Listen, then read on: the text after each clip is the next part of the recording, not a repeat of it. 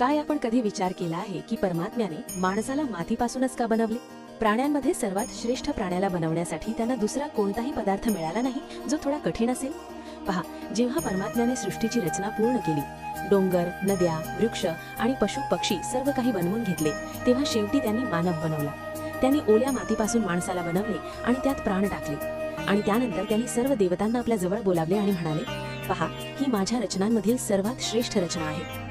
यापेक्षा चांगले, यापेक्षा सुंदर आणि यापेक्षा शक्तिशाली मी जगात काहीही बनवलेले नाही. सर्व देवतांनी या दिव्य रचनेचे कौतुक केले, परंतु एका देवतांना हे अजिबात आवडले नाही. त्यांनी परमात्म्याला सांगितले, आपली ही रचना तर अद्भुत आहे, परंतु एक गोष्ट समजत नाही की आपण याला मातीपासूनच का बनवले.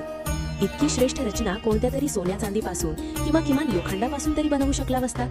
तेव्हा तत्काळ परमात्म्याने सांगितले, तुम्ही कधी सोन्यात काही उमटताना पाहिले आहे का? चांदीत किंवा लोखंडात? जीवन केवळ मातीतच वाढते.